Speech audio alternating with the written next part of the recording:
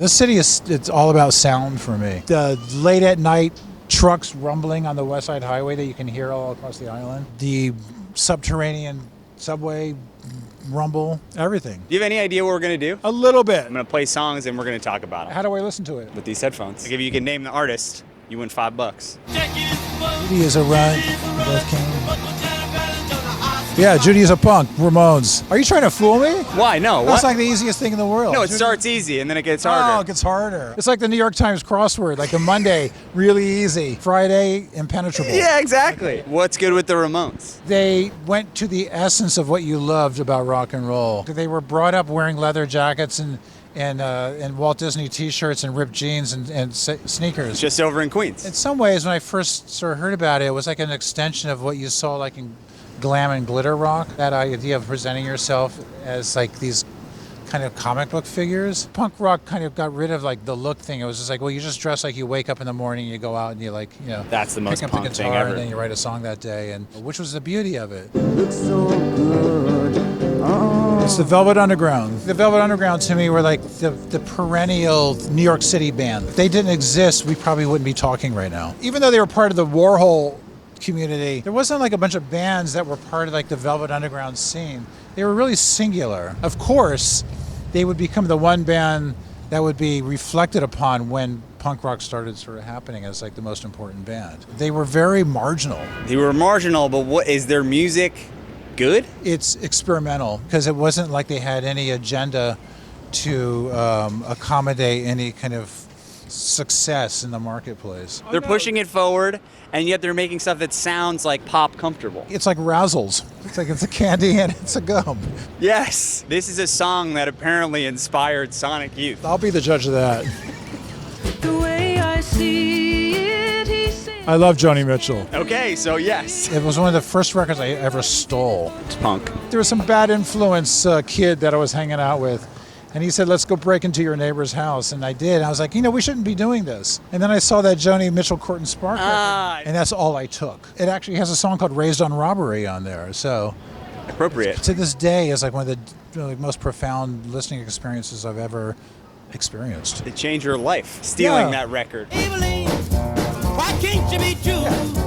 Chuck Berry. I love Chuck Berry because John Lennon loved Chuck Berry. And when John and Yoko were on the Mike Douglas show in the 70s, one of the guests that they had asked to be on the show with them was Chuck Berry. I realized through the teachings of John Lennon that Chuck Berry is my Jesus. Metallica? No, Slayer? Mayhem? Yeah. Mayhem, who actually were like Metallica and Slayer Combined.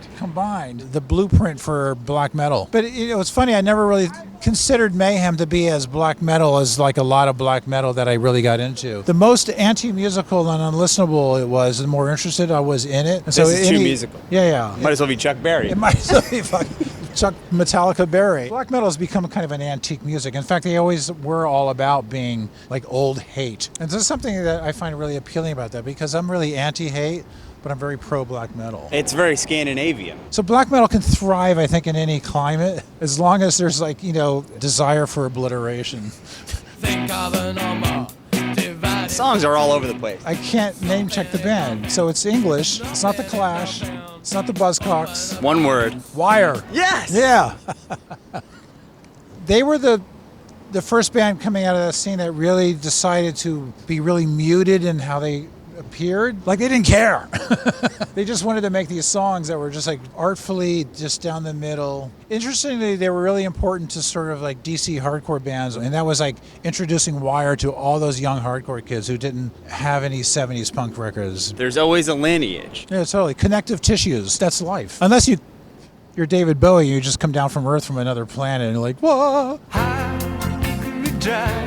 Speaking of connective tissues. Oh, is it Brian Ferry? Yeah. Roxy Music. Roxy Music was super important for me. It was the only band where my mother would come in and say, like, you know, I'm totally okay with all this music you listen to, this weird music, but that guy singing is really freaking me out right now. And I was just like, well, you know, he's an art school guy and he's doing this. He has this persona where he's kind of the crooner. They were always kind of a band that you weren't quite sure which way they were going with this stuff. Were they for real or was it a concept? You felt like he was truly a romantic. Yeah. Also, he was maybe taking the piss, as I say, Yes. in English. I love this song.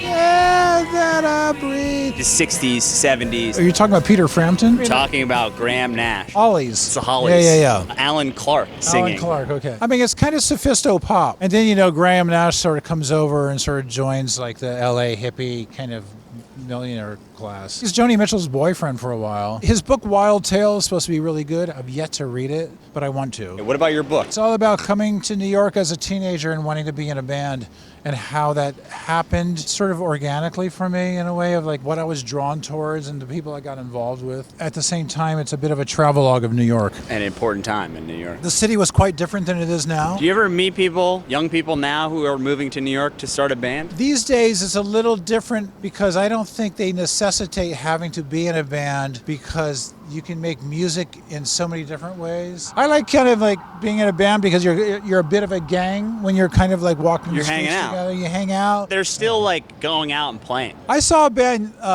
yesterday playing on the back of a truck going up 4th Avenue. I felt like that's why I love this city. This is the only interview of value I have done in quite some time.